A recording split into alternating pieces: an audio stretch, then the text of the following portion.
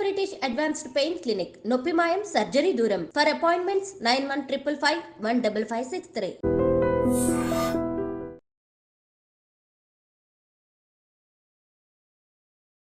ఈ liver issues అనేది ఎక్కువగా చూస్తూ ఉన్నాం. పొట్టకు సంబంధించిన ఇష్యూస్ అనేవే ఎక్కువగా చూస్తూ ఉన్నాం. ఫాస్ట్ ఫుడ్స్ ఎక్కువైపోయినాయి మనకి.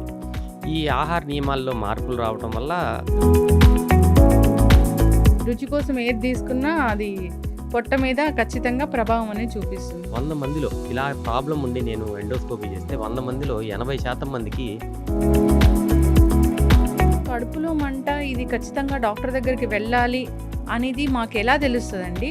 ఒక నెల రోజుల్లోనూ 2 నెలల్లోనూ ఒక్కసారి కనుక కడుపులో మంట, గుండెల్లో మంట, ఇలా ఏదన్నా కొంచెం ఫుడ్ తేడా జరిగినప్పుడు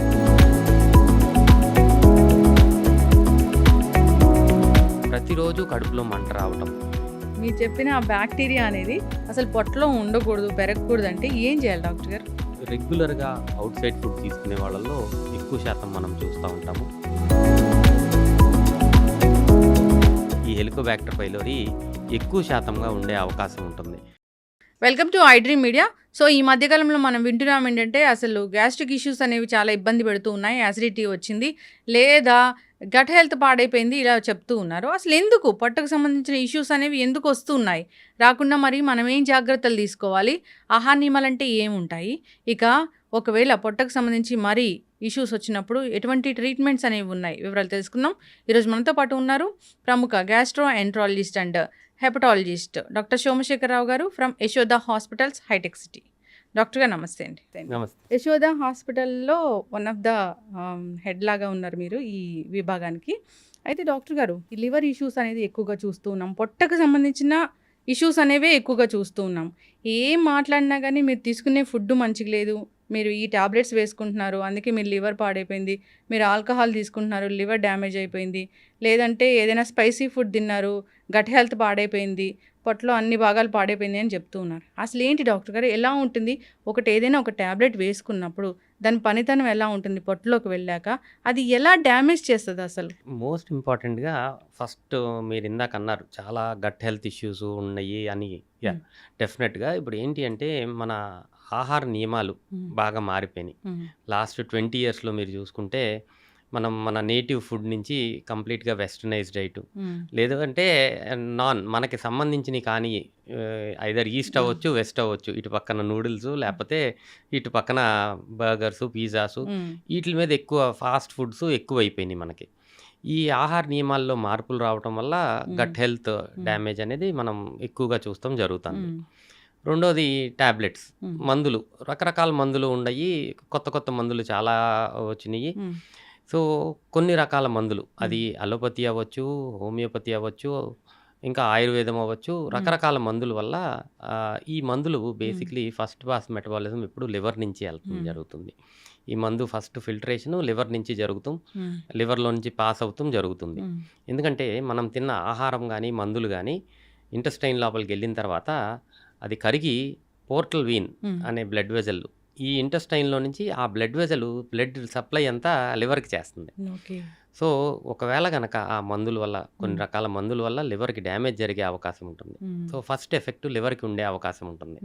సో ఇలా మందుల వల్ల లివర్కి డ్యామేజ్ అయ్యే అవకాశం, సో మందుల వల్ల ఇంటెస్టైన్కి కానీ లివర్కి కానీ ఫస్ట్ ప్రాబ్లం వచ్చే అవకాశం చాలా ఎక్కువగా. ఏదైనా స్పైసీ ఫుడ్ తిన్నప్పుడు కూడా అది లివర్ మీద ఎఫెక్ట్ చూపిస్తుందా? స్పైసీ ఫుడ్ లివర్ మీద ఎఫెక్ట్ డైరెక్ట్గా చూపించదండి. స్పైసీ ఫుడ్ ఎప్పుడైనా గ్యాస్ట్రిక్ మ్యూకోజా అంటే పొట్ట లోపల ఉన్న లైనింగ్ మీద దాని ఎఫెక్ట్ ఉండే అవకాశం ఉంటుంది. దీనికన్నా ముఖ్యంగా మనం బయట తింటాం చాలా కామన్ అయిపోయింది. చాలా ఎక్కువ మంది ఎక్కువ శాతం ఏదో ఒక రోజు, వారంలో ఒక రోజు తిన్నాం అనేవాళ్ళు, వారంలో 5 రోజులు తినేవాళ్ళు, ఇలా రకరకాలుగా బయట ఆహారంకి అలవాటు పడతాం చాలా ఎక్కువగా చూస్తున్నాం. స్పైసెస్ కన్నా అందులో ముఖ్యంగా మనం చూసేది ఏంటంటే ఇన్ఫెక్షన్స్. హెలికోబాక్టర్ పైలోరీ అని ఒక బ్యాక్టీరియల్ ఇన్ఫెక్షన్ కలుషితమైన ఆహారము, కలుషితమైన నీరు ద్వారా మన పొట్ట లోపలికి చేరుకుని మల్టిపుల్ ప్రాబ్లమ్స్, మన పొట్టకి చిన్న పేగులో మొదటి భాగమైన డియోడినంకి పూత రావటం కానీ, అల్సర్స్ రావటం కానీ, ఈ అన్నిటికీ ముఖ్యమైన కారణం హెలికోబాక్టర్ పైలోరీ. ఇదివరకు రోజుల్లో 1960s 1970s వరకు కారం తినే వాళ్ళకు లేకపోతే ఎక్కువ స్పైసీ ఫుడ్ తినే వాళ్ళకి అల్సర్స్ వస్తాయని అనుకునేవాళ్ళు. కానీ ఈ హెలికోబాక్టర్ పైలోరీ అని ఒక బ్యాక్టీరియాని డిస్కవర్ చేసిన తర్వాత 85% మందికి పొట్ట లోపల గానీ, డియోడినం పేగు హ్మ్. లోపల మొదటి భాగంలో గానీ అల్సర్స్ రావటానికి హ్మ్. ఈ బ్యాక్టీరియా కారణమని తెలుసుకోవటం జరిగింది. హ్మ్. ఇంకా 10% మందికి మనం వాడే మందులు కొన్ని రకాల పెయిన్ హ్మ్. కిల్లర్స్ ఇలా దీర్ఘకాలికంగా వాడే మందుల వలన, హ్మ్. ఇంకా ఇతరత్రా రేర్‌గా కొన్ని రకాల మందుల వలన బిస్‌ఫాస్ఫనేట్స్ అంటారు. హ్మ్. మనకి బోన్స్ వీక్‌గా ఉన్నాయని చెప్పి హ్మ్. ఇంజెక్షన్స్ లాగా, టాబ్లెట్స్ లాగా ఇస్తారు. హ్మ్. దీనివల్ల హ్మ్. ఇలాగా కార్డియాక్ మెడికేషన్స్ హ్మ్. ఎకోస్పిరిన్ ఎక్కువ మంది వాడుతా ఉంటారు దానివల్ల. హ్మ్. అది 15% మందికి. హ్మ్. 85% మందికి ఈ హెలికోబాక్టర్ పైలోరీ అనే ఇన్ఫెక్షన్ వల్ల వస్తుంది అనేది మనం తెలుసుకున్నాం. హ్మ్. సో, ఈ అన్నిటికి ముఖ్యమైన కారణం హ్మ్. కలుషితమైన ఆహారము, నీరు నీరు. తీసుకోవడం. ఏది ఇప్పుడు మనము రుచి కోసం ఏది తీసుకున్నా అది పొట్ట మీద ఖచ్చితంగా ప్రభావం అనేది చూపిస్తుంది. సో, చూపిస్తుంది. మీరు ఇన్నేళ్ల సర్వీస్‌లో ఉన్నారు. ఇలాంటి గ్యాస్ట్రిక్ ఇష్యూస్‌తోని అసలు ఎంతమంది వస్తున్నారండి రోజుకి? ఫ్రాంక్లీ స్పీకింగ్ అండి, మనం రోజుకి ఒక యావరేజ్‌గా 30 నేను హ్మ్. 30 పేషెంట్స్‌ని చూస్తే, హ్మ్. అందులో 25 మంది హ్మ్. అంటే ఆల్మోస్ట్ 85% హ్మ్. Gastric issues, gastrointestinal problems. హ్మ్. ఎక్కువ శాతం మంది నేను చెప్పిన అప్పర్ గ్యాస్ట్రోఇంటెస్టైనల్ సింప్టమ్స్ అంటే హ్మ్. గుండెలో మంట గాని, హ్మ్. పొట్ట లోపల మంట గాని, ఇలాగ ఆహారం తీసుకోక ముందు కొంతమందికి, హ్మ్. తిన్న వెంటనే చాలా ఎక్కువగా ఉండటం. హ్మ్. ఇలాంటి సమస్యలతో కనీసం 75% మంది ఓపీ మేము హ్మ్. వీళ్ళనే చూస్తాము. హ్మ్. మోస్ట్ ఆఫ్ ద టైమ్ ఎక్యూట్‌గా ఇమ్మీడియేట్‌గా టెస్టులు చేయాల్సిన అవసరం ఉండదు. కానీ హ్మ్. దీర్ఘకాలికంగా ఇదే ప్రాబ్లమ్ ఉంటాంది నాకు రిపీటెడ్‌గా వస్తాంది అంటే హ్మ్. మనం ఎండోస్కోపీ కంపల్సరీ చేసి చూస్తాం. హ్మ్. ఎండోస్కోపీ చేసినప్పుడు నేను ఇందాక మాట్లాడిన హెలికోబాక్టర్ పైలోరీ బ్యాక్టీరియా కోసం టెస్టింగ్ కూడా చేస్తాం. హ్మ్.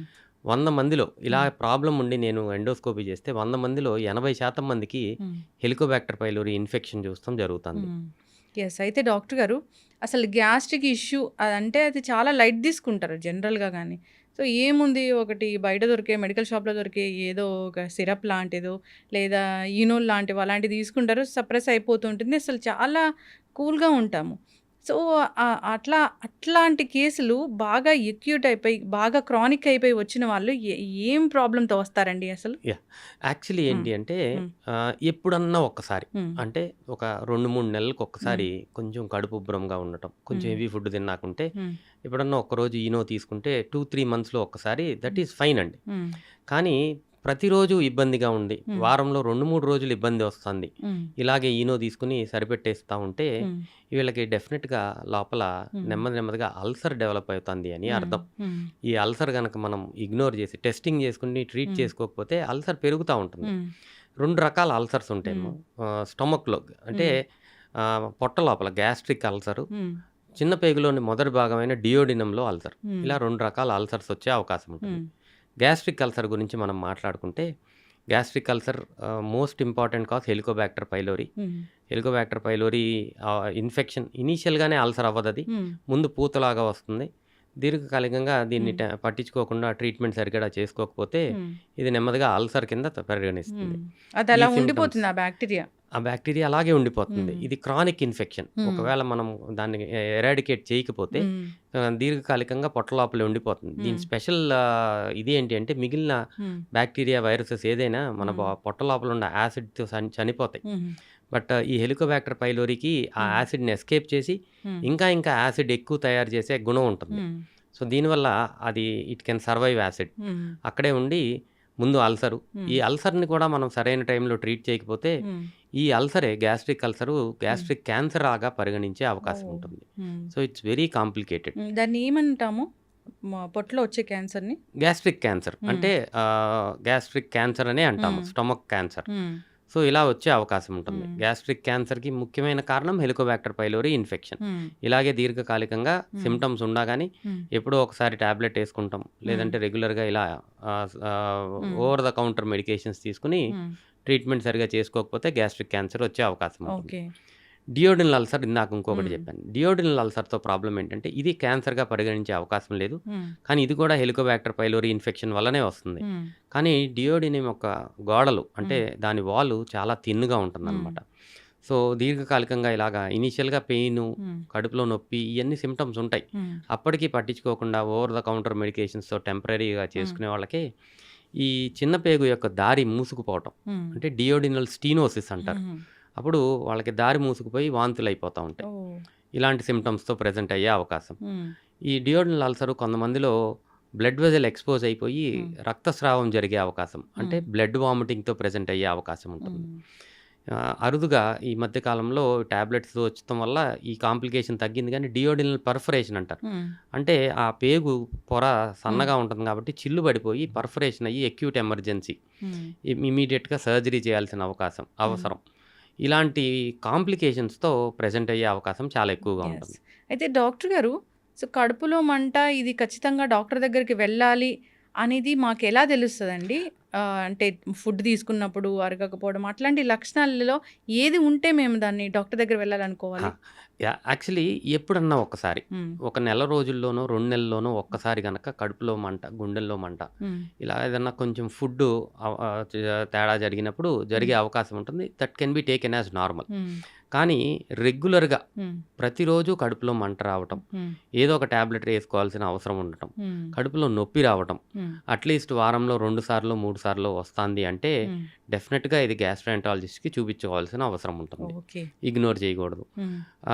50 సంవత్సరాలు పైబడిన వాళ్ళు ఎవరైనా సరే హ్మ్.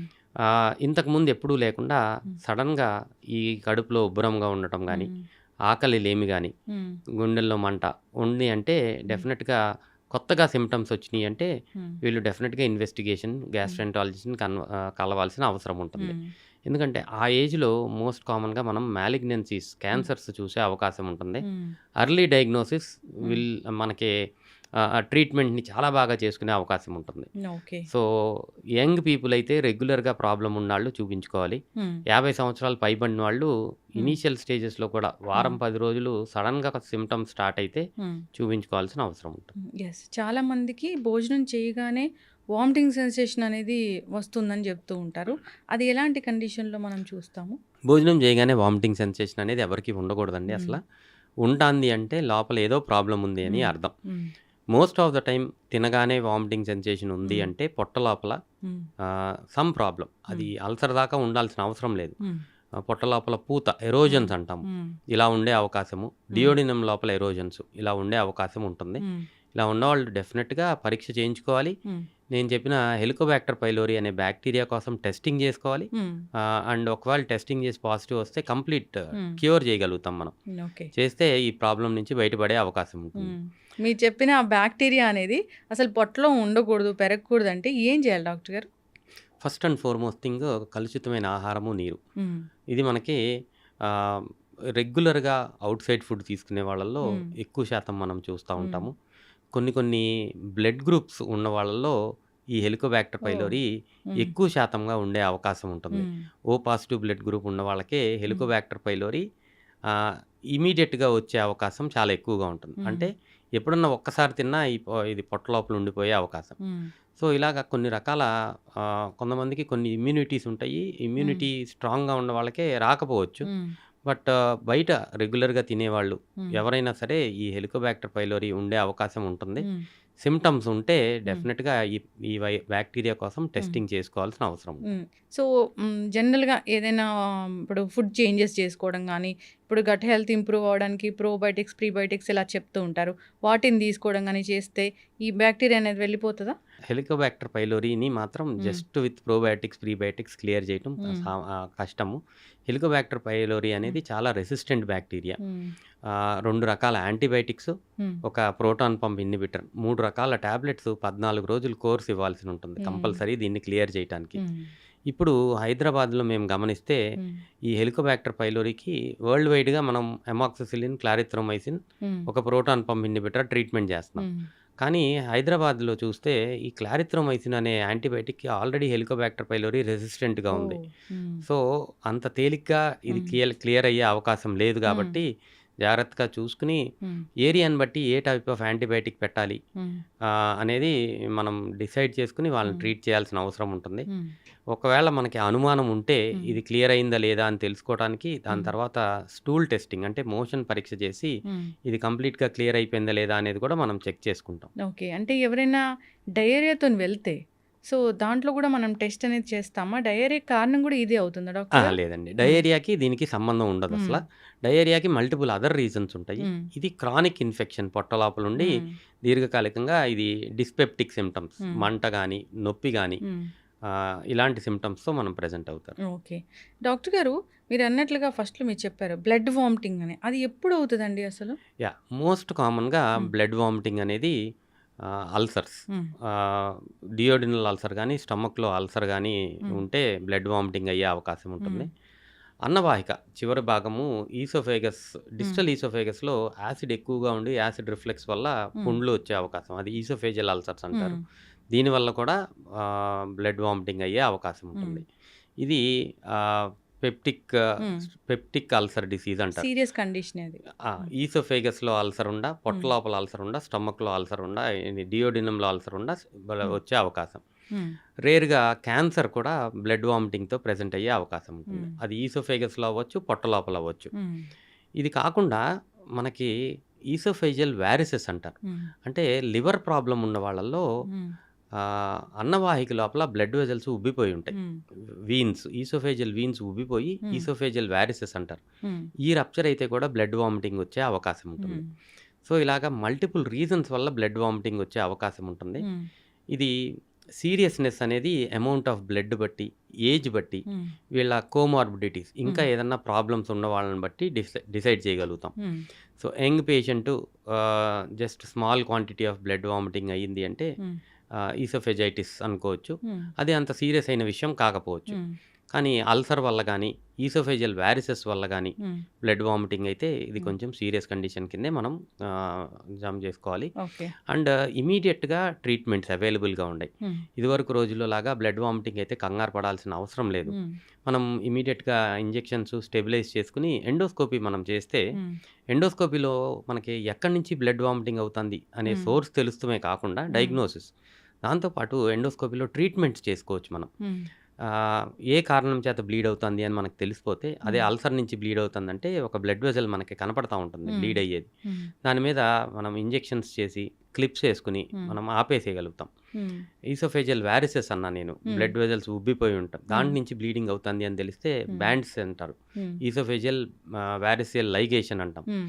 ఇలాంటి బ్యాండ్స్ ఏసుకొని బ్లీడింగ్‌ని ఆపుకోవచ్చు. స్టెంట్స్ గూడా వేస్తారంట కదా డాక్టర్ యెస్. గారు? ఆ! ఇలాంటి ఇనీషియల్ స్టేజెస్‌లో గనక మనం బ్లడ్ ఆపలేకపోతే హ్మ్. కొన్ని రకాల స్టెంట్స్ కూడా ఉంటాయి. హ్మ్. మనం కంప్లీట్‌గా ఈ ఈసోఫేగస్‌ని క్లోజ్ చేసేసేది. హ్మ్. దాంతో కూడా మనం బ్లీడింగ్ ఆపుకోవచ్చు. హ్మ్. ఎక్కువ శాతం ఈ మధ్య కాలంలో with all the advances in endoscopy హ్మ్.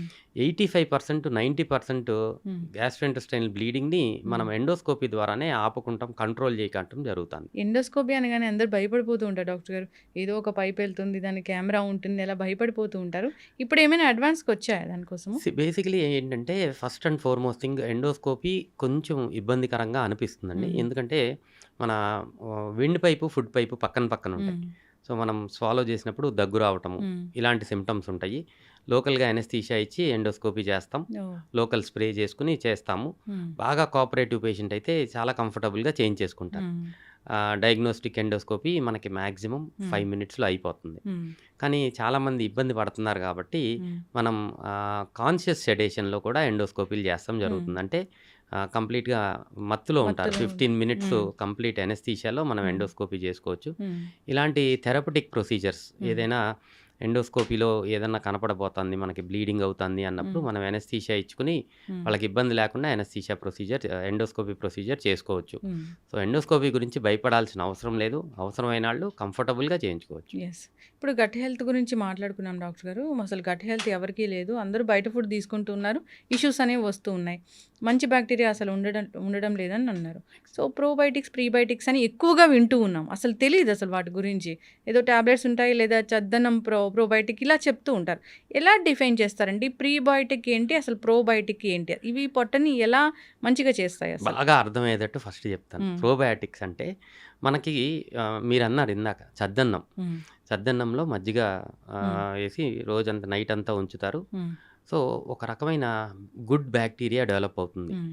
ఇది ప్రతి ఒక్కళ్ళకి, హ్మ్. ప్రతి ఒక్క హ్యూమన్ బీయింగ్‌కి గట్ మైక్రోబయోమ్ అంటాం. హ్మ్. హ్మ్. గట్ మైక్రోబయోమ్ అంటే కొన్ని లక్షల మిలియన్స్ హ్మ్. ఆఫ్ బ్యాక్టీరియా మన ఇంటెస్టైన్ లోపల ప్రతి ఒక్కళ్ళకి ఉంటుంది. హ్మ్. అది ప్రతి హ్యూమన్ బీయింగ్‌కి ఆహ్, పుట్టిన వెంటనే హ్మ్. ఎప్పుడైతే తల్లిపాలు తీసుకుంటారో హ్మ్. కొలెస్ట్రామ్ అంటారు. ఫస్ట్ మిల్క్ చాలా మంచిది మదర్ నుంచి అవును. చిల్డ్రన్‌కి వచ్చేది హ్మ్. అంటారు.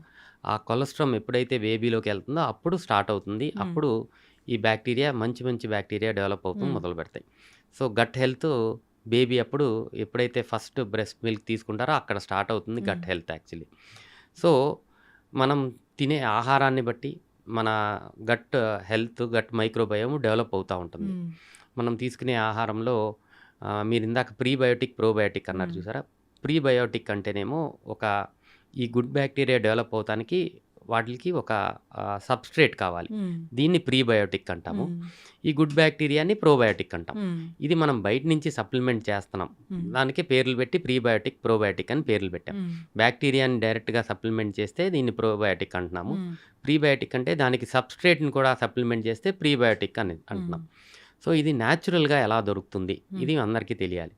మనం రెగ్యులర్గా తినే ఆహారంలో నేటివిటీ, మన ఏరియా ప్రకారం, మన నేటివిటీ ప్రకారం మనకి ఆహారాలు ఇవన్నీ మనం ఎప్పటి నుంచినో అలవాటు పడిపోయి ఉన్నాం. ఈ బేసిక్లీ మనం రెగ్యులర్గా తినే ఆహారమే ప్రీబయోటిక్. మనం తినే ఆహారంలో పెరుగు, మజ్జిగ ఇవన్నీ ప్రోబయోటిక్. సో ఇవన్నీ బయటికి వెళ్ళిపోయినాయి కాబట్టి ఇవన్నీ మనం రెగ్యులర్గా మనం వాడట్లేదు కాబట్టి సప్లిమెంట్స్ లాగా తీసుకోవాల్సి వస్తుంది. సో మన ఒక్కొక్క ఏరియాకి, అంటే ఫర్ ఎగ్జాంపుల్ ఇండియా మనం తీసుకుంటే, ఇండియాలో సౌత్ ఇండియాలో మన ఫుడ్ హ్యాబిట్స్ బట్టి మన గట్ మైక్రోబయోమ్ ఉంటుంది. నార్త్ ఇండియాలో వాళ్ళ ఫుడ్ హ్యాబిట్స్ బట్టి వాళ్ళ గట్ మైక్రోబయోమ్ ఉంటుంది. వెస్ట్రన్ కంట్రీలో గట్ మైక్రోబయోమ్ ఇలా it varies from person to person. ఇప్పుడు రీసెర్చ్ ఎంత డెవలప్ అవుతుంది అంటే మన హెల్త్ మొత్తాన్ని, బాడీ యొక్క హెల్త్ మొత్తాన్ని డిటర్మిన్ చేసేదే గట్ మైక్రోబయోమ్ అనేది. ప్రతి ఒక్క హెల్త్ అంటే హార్ట్ హెల్త్ కానీ, బ్రెయిన్ హెల్త్ కానీ, గట్ హెల్త్ కానీ everything is determined by your gut microbiome అనేది. సో గట్ మైక్రోబయోమ్ అనేది చాలా ఇంపార్టెంట్. దాన్ని మనం కాపాడుకోవాలి.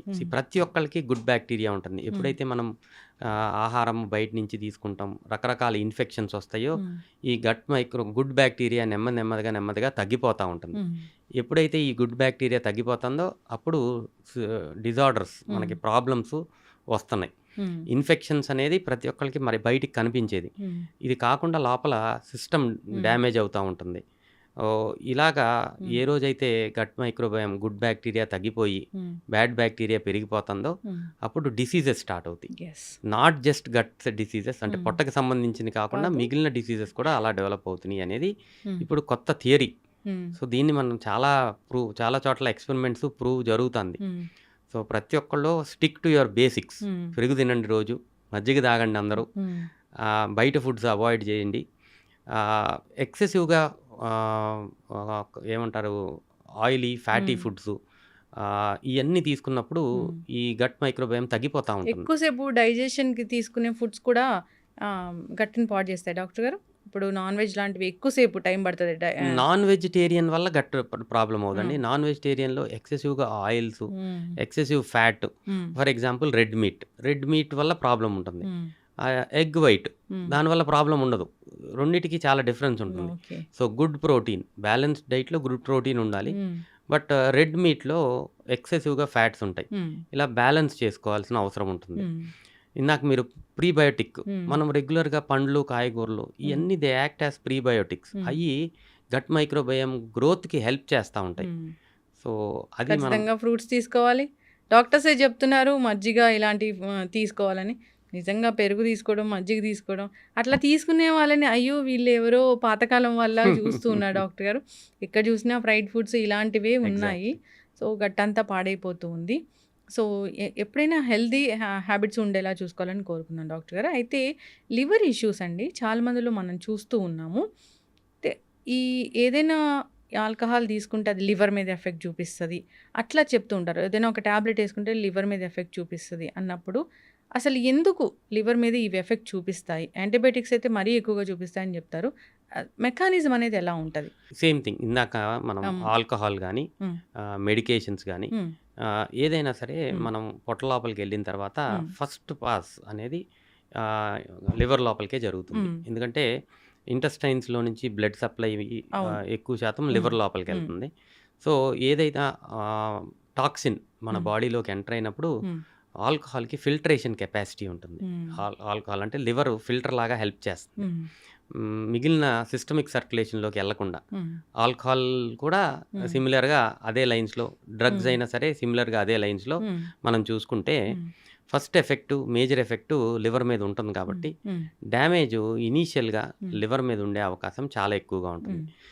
ఇట్ ఈస్ అగైన్ మళ్ళీ డిటర్మిన్డ్ బై మల్టిపుల్ జీన్స్. హ్మ్. అంటే జెనెటిక్ ఎఫెక్ట్స్. హ్మ్. ఒక్కొక్కళ్ళకి ఒక్కొక్క రకమైన జీన్స్ ఉంటాయి. హ్మ్. ఈ ఆల్కహాల్ ఫర్ ఎగ్జాంపుల్ మనం మాట్లాడుకుంటే హ్మ్. ఆల్కహాల్ డీహైడ్రోజినేస్ అని ఒక రకమైన ఎంజైమ్ ఉంటుంది. హ్మ్. మన జీన్స్‌ని బట్టి ఆ ఎంజైమ్ లెవెల్స్ బాడీలో ఉంటాయి. హ్మ్. కొంతమందికి అది ఎక్కువగా ఉంటుంది. హ్మ్. ఆల్కహాల్ ఎఫెక్ట్స్ పెద్ద ఎక్కువగా ఉండకపోవచ్చు. హ్మ్.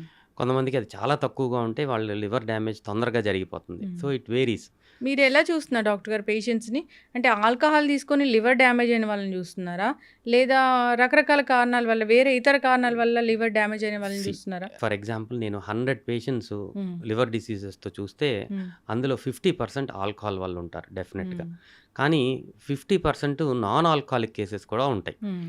సో, అది అవగాహన చాలా తక్కువగా హ్మ్. ఉంది దాని గురించి. హ్మ్. ఆల్కహాల్ ఎక్కువ మోతాదులో హ్మ్. రెగ్యులర్‌గా తీసుకునేవాళ్ళు 5 సంవత్సరాల్లో లివర్ డ్యామేజ్ అయిపోయేవాళ్ళు చాలామంది ఉంటారు. ఓహ్! రెగ్యులర్‌గా అంటే ప్రతిరోజు హ్మ్. ఎక్కువ మోతాదులో ఆల్కహాల్ తీసుకునే వాళ్ళు 5 హ్మ్. సంవత్సరాల్లో లివర్ డ్యామేజ్ అయ్యే అవకాశం. చాలా లిమిటెడ్ క్వాంటిటీలో రెగ్యులర్‌గా తీసుకునే వాళ్ళలో హ్మ్. 15 సంవత్సరాల్లో లివర్ డ్యామేజ్ అవుతుంది. హ్మ్. బింజ్ ఎట్లైనా డ్రింకింగ్ డ్యామేజ్ అవుతదది. అవుతుంది ఆ! డెఫినెట్‌గా. ఈ మధ్య కాలంలో మనం యంగ్‌స్టర్స్‌లో చూసేదేంటి అంటే హ్మ్. Binge drinking. హ్మ్. అంటే వీక్‌లో ఒక్కసారే ఆల్కహాల్ తీసుకుంటారు. హ్మ్. బట్ లాట్ ఆఫ్ ఆల్కహాల్ హ్మ్. ఒక్కరోజే తీసుకునే అలవాటుంది. హ్మ్. దీనివల్ల కూడా లివర్ డ్యామేజ్ అయ్యే అవకాశం ఉంటుంది. హ్మ్. అండ్ మేల్స్, ఫీమేల్స్ మనం కంపేర్ చేస్తే ఫీమేల్స్‌లో తక్కువ క్వాంటిటీ ఆఫ్ ఆల్కహాల్ వల్లనే లివర్ తొందరగా డ్యామేజ్ అయ్యే అవకాశం ఉంటుంది. హ్మ్. సో, ఇయన్నీ దే ఆర్ డిటర్మిన్డ్. హ్మ్. సో, ఆల్కహాల్ యెస్ హ్మ్. 50% ఆఫ్ లివర్ డిసీజెస్ ఆల్కహాల్ వల్లనే మనం చూస్తాం జరుగుతుంది. హ్మ్. బట్ ఇప్పుడు ఈ మధ్య కాలంలో మీరు చూస్తే non alcoholic fatty liver disease. హ్మ్. అంటే ఆహారంలో కొవ్వు శాతం ఎక్కువగా ఉండటం, హ్మ్. ఎక్సర్సైజ్ సరిపడా లేకపోవటం వల్ల ఫ్యాటీ లివర్ అని హుహు. మనం చాలా మట్టుకు వింటున్నాం. అవును. ఏ కారణం చేత మనం లివర్‌కి స్కాన్ అంటే హ్మ్. అల్ట్రాసౌండ్ అబ్డామిన్ చేసుకుంటే ఫ్యాటీ లివర్ ఉంది అంటారు. అవును. కానీ చాలామంది ఏమంటున్నారంటే ఫ్యాటీ లివర్ అందరికీ ఉంది, కంగారు పడక్కర్లేదు అంటున్నారు. హ్మ్. లేదండి. నెక్స్ట్ 10 ఇయర్స్‌లో ఆల్కహాల్ కన్నా ఎక్కువ శాతం మందికి లివర్ డ్యామేజ్ అవుతానికి ఈ fatty liver, non alcoholic fatty liver కారణమయ్యే అవకాశం ఉంది. హ్మ్. So, non fatty alcoholic liver ఉంటే ఏం అవ్వదని చెప్తున్నారు కదా డాక్టర్ గారు. అదే మీరు ఎగ్జాక్ట్‌లీ. చెప్పింది. ఆ! ఫ్యాటీ లివర్ అనేది అందరిలో చూస్తూ ఉన్నాము. అది ఏమి పెద్ద మనకి హెల్త్‌కి పాడు చేసేది ఏం కాదని చెప్తూ ఆ! ఉన్నారు. అది కరెక్ట్ కాదండి. హ్మ్. అది అపోహ. ఫ్యాటీ లివర్ డిసీజ్ వల్ల హ్మ్. ఈ మధ్య కాలంలో లివర్ సిరోసిస్ అంటే హ్మ్. ఎండ్ స్టేజ్ ఆఫ్ లివర్ డిసీజ్‌ని మనం చూస్తాం జరుగుతుంది. హ్మ్. ఈ రోజుకి యాస్ ఆఫ్ నౌ హ్మ్. యూఎస్‌లో non alcoholic fatty liver disease is leading cause of liver transplantation. అబ్బో! ఆల్కహాల్ కన్నా నాన్ ఆల్కహాలిక్ ఫ్యాటీ లివర్. హ్మ్. నెక్స్ట్ 10 ఇయర్స్‌లో ఇండియా అక్కడ ఉంటుంది. హ్మ్. Non alcoholic fatty liver disease వల్ల ఎక్కువ శాతం మందికి లివర్ డ్యామేజ్ అయిపోయి లివర్ ట్రాన్స్‌ప్లాంటేషన్ అవసరం పడే అవకాశం. హ్మ్. సో, మనం మేల్కోవాలి. హ్మ్. Fatty liver disease is dangerous. హ్మ్. అండ్ ఎర్లీ స్టేజ్‌లో లివర్ డిసీజ్, ఫ్యాటీ లివర్ ఉంది అని తెలుసుకుంటే రివర్సబుల్ అంటే చాలా easy. Hmm. Just adhering to strict lifestyle. Hmm. ఆహార నియమాలు, రెగ్యులర్‌గా ఎక్సర్సైజ్ చేస్తే హ్మ్.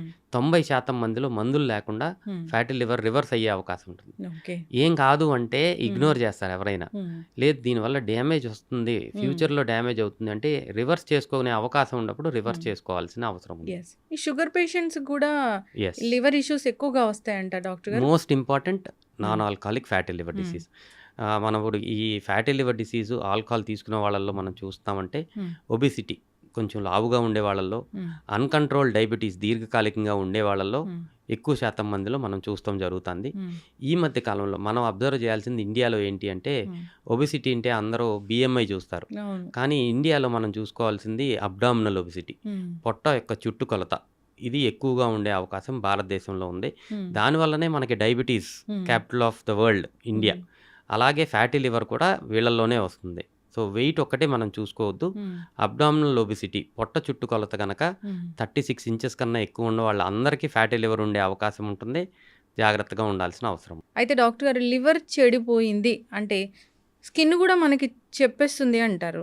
దానిలో వాస్తవం ఎంత? నిజంగానే స్కిన్‌లో ఎలాంటి చేంజెస్ అనేవి మనం చూస్తూ ఉంటాం? సో, లివర్ ప్రాబ్లమ్ వచ్చినప్పుడు హ్మ్. అందరికీ జాండీస్ వచ్చే అవకాశం ఉండదు. హ్మ్. కానీ కొంతమందిలో జాండీస్ కనపడుతుంది. హ్మ్. కళ్ళు పచ్చగా అవుతాం. అలాగే ఫెయిర్‌గా ఉండే వాళ్ళకి హ్మ్. స్కిన్ కూడా పచ్చగా కనపడుతుంది. హ్మ్. ఇది కాకుండా కొన్ని రకాల లివర్ డిసీజెస్‌లో హ్మ్. స్లేట్ కలర్ అంటే హ్మ్. స్కిన్ను కొంచెం నల్లగా అవుతూ మొదలుపెడుతుంది. హ్మ్. స్లేట్ కలర్‌లో స్కిన్ చేంజ్ అయ్యే అవకాశం ఉంటుంది. హ్మ్. ప్రైమరీ బిలియరీ కొలాంజైటిస్ అని ఒక రకమైన లివర్ డిసీజ్లో స్కిన్ డార్క్గా అవుతుంది మనం చూస్తాం. సిరోసిస్ ఆఫ్ లివర్ ఏ కారణం చేత వచ్చినా కానీ నెమ్మదిగా పిగ్మెంటేషన్, స్కిన్ మీద మొత్తం పిగ్మెంటేషన్ డార్క్ కలర్లో మారిపోయే అవకాశం మనం చూస్తూ ఉంటాం. ఇది ఎక్కువ శాతంలో. ఫేర్గా ఉండే వాళ్ళలో బ్రూయిసెస్, రెడ్ కలర్ స్పాట్స్ బాడీలో కనపడే అవకాశం చాలా ఎక్కువగా ఉంటుంది. ఇవన్నీ changes skin lesions liver disease అనేది ఇండైరెక్ట్ ఎవిడెన్స్ మనకి చెప్తా ఉంటాయి. ఇప్పుడు క్లెన్జింగ్ అని ఇప్పుడు ఒక గాజు దాంట్లో మనం ఒక ఫిల్టర్లో అన్ని రకాల వెజిటబుల్స్ అవన్నీ వేసేసి, లీఫీ వెజిటబుల్స్ అవన్నీ వేసేసి ఆ వాటర్ని తీసుకుంటే లివర్ క్లెన్స్ అవుతుంది అని అంటారు.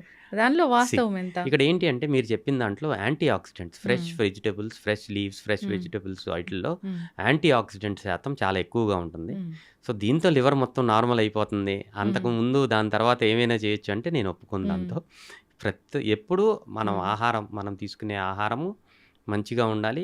అదే లివర్ని క్లీన్గా ఉంచు. డాక్టర్ గారు, ఇప్పుడు ఈ లివర్ అనేది చాలా మంచిది, ఇది మొత్తం పాడైపోయినా కొంచెం ఉన్నా కానీ దాన్ని మళ్ళీ సరి చేయొచ్చు అంటారు.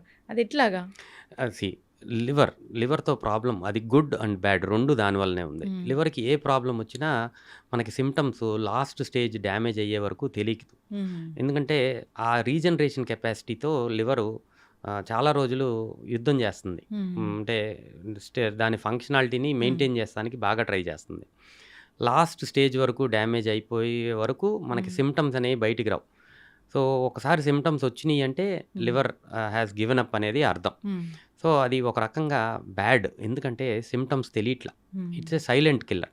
అర్లీ స్టేజ్లో లివర్కి ప్రాబ్లం వస్తుంది అని మనం తెలుసుకోగలిగితే, సో ఏదైతే దేనివల్ల చెడు జరుగుతుందో తెలుసుకుని మనం దాన్ని ఆపేసే అవకాశం ఉంటుంది. సో కొంతమందిలో జాండీస్ లాగా ప్రజెంట్ అవుతుంది, విచ్ ఈస్ గుడ్. అప్పుడు మనం వెంటనే తెలుసుకుంటాం, ట్రీట్మెంట్ చేసుకుంటాం. సో అలాగా లివర్కి డెఫినెట్గా రీజనరేషన్ కెపాసిటీ చాలా ఎక్కువగా ఉంటుంది. అందుకనే లివర్ అర్లీ స్టేజ్లో డ్యామేజ్ ఉన్నప్పుడు సో మనం కనుక్కోగలిగి ఈ ఏదైతే డ్యామేజ్ కాజ్ చేస్తుంది, ఫర్ ఎగ్జాంపుల్ ఆల్కహాల్ ఆపేసామనుకోండి, లివర్ రీజనరేట్ అయ్యి మళ్ళీ నార్మల్సీకి వచ్చే అవకాశం చాలా ఎక్కువగా ఉంటుంది. Fatty liver disease, hepatitis B, hepatitis C అనే వైరసెస్ వల్ల లివర్ డ్యామేజ్ అవుతుంది. అర్లీ స్టేజ్లో కనుక్కుని ఈ వైరసెస్ని మనం ట్రీట్ చేస్తే మళ్ళీ రీజనరేట్ అయ్యి మళ్ళీ నార్మల్సీకి వచ్చేస్తుంది. గుడ్ అండ్ బ్యాడ్ రెండు దీంట్లోనే ఉన్నాయి. ఈ హెపటైటిస్ బి, హెపటైటిస్ సి అనేవి ఎవరిలో వస్తాయి డాక్టర్ గారు?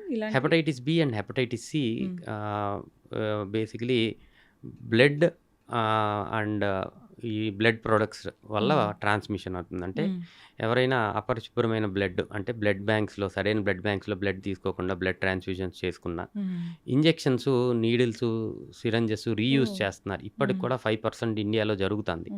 ఇలాంటి వాటి వల్ల హెపటైటిస్ బి ఒకరి నుంచి ఒకరికి ట్రాన్స్మిట్ అయ్యే అవకాశం, సెక్షువల్ ట్రాన్స్మిషన్ వల్ల ఒకరి నుంచి ఒకరికి ట్రాన్స్మిట్ అయ్యే అవకాశం, తల్లి నుంచి పిల్లలకి during the pregnancy, delivery transmit అయ్యే అవకాశం చాలా ఎక్కువగా ఉంటుంది. సో హెపటైటిస్ సి ఇదివరకు రోజుల్లో ఐవి డ్రగ్ అబ్యూస్ ఎక్కువ చేసే వాళ్ళల్లో హెపటైటిస్ సి ఎక్కువగా చూస్తూ ఉండేవాళ్ళమే. సో ఇలాగా ఏదైనా సరే needles, syringes, blood to blood transmission వల్ల హెపటైటిస్ బి, హెపటైటిస్ సి ఉంటుంది. డయాలసిస్ రెగ్యులర్గా చేయించుకునే వాళ్ళల్లో ఈ హెపటైటిస్ బి, హెపటైటిస్ సి ఉండే అవకాశం ఉంటుంది. సో ప్రతి ఒక్కళ్ళు లైఫ్లో ఒక్కసారైనా సరే ఈ హెపటైటిస్ బి, హెపటైటిస్ సి గురించి పరీక్ష చేయించుకుని ఇలాంటి వైరస్ మన దగ్గర ఉంది లేనిది నిర్ధారణ చేసుకోవాలి. హెపటైటిస్ బి నెగిటివ్ ఉంటే హెపటైటిస్ బికి వ్యాక్సినేషన్ చేయించుకోవాల్సిన అవసరం ఉంది. 3 doses of hepatitis B vaccine చేయించుకుంటే లైఫ్ లాంగ్ హెపటైటిస్ బి రాకుండా ఉండే అవకాశం ఉంటుంది. ఎప్పుడు అంటే ఏ ఏజ్లో తీసుకోవాలి డాక్టర్ గారు? యాక్చువల్లీ 2011 నుంచి మనకి యూనివర్సల్ ఇమ్యునైజేషన్ ప్రోగ్రాంలో పుట్టిన పిల్లలందరికీ ఇస్తున్నారు. సో చిన్న పిల్లల నుంచి పెద్దవాళ్ళ వరకు ఏ ఏజ్లో అయినా సరే వ్యాక్సినేషన్ చేయించుకోవచ్చు. ఎప్పుడు వ్యాక్సినేషన్ చేయించుకోలేదు అంటే మాత్రం ఏ వయసులో అయినా సరే 3 డోసెస్ ఆఫ్ వ్యాక్సినేషన్ కంపల్సరీ చేయించుకోవాలి. ఈ లివర్ ట్రాన్స్ప్లాంటేషన్ అనేది ఎవరికి అవసరం అవుతుంది, ఎంత డ్యామేజ్ అయ్యాక అవసరం అవుతుంది, ట్రాన్స్ప్లాంట్ అయ్యాక నార్మల్గా వాళ్ళ లైఫ్ అనేది ఉంటుందా? సో లివర్ ట్రాన్స్ప్లాంటేషన్ అనేది సిరోసిస్ ఆఫ్ లివర్, అంటే liver end stage liver disease. Cirrhosis వచ్చిన తర్వాత కూడా వీళ్ళకి దానివల్ల కాంప్లికేషన్స్ వస్తాం జరుగుతుంది. అంటే రక్తవాంతులని ఇందాక చెప్పాను, వైరసెస్ రప్చర్ అయ్యి కడుపు లోపల నీరు చేరుకోవటం, పొట్ట లోపల నీరు, కాళ్ళలో నీరు, ఇలాగా ఎక్కువ నీరు చేరుకుంటాం. కొంతమందికి హెపాటిక్ ఎన్సెఫలోపతి అంటారు. లివర్ ఫిల్టర్ లాగా పనిచేస్తుంది. ఈ ఫిల్టరేషన్ కెపాసిటీ తగ్గిపోయి బ్రెయిన్‌లోకి అమ్మోనియా అంతా ఎళ్ళిపోయి మత్తుగా అయిపోవటం. ఇలాంటి కాంప్లికేషన్స్ సిరోసిస్ ఆఫ్ లివర్ వల్ల వస్తాయి. ఇలా వచ్చిన వాళ్ళలో మనం లివర్ ట్రాన్స్‌ప్లాంటేషన్ సజెస్ట్ చేస్తాం. ఇక్కడ చేస్తారా అండి యశోదలో? Liver transplantation. ఇండియాలో లివర్ ట్రాన్స్‌ప్లాంటేషన్ 1999లో స్టార్ట్ చేశాము.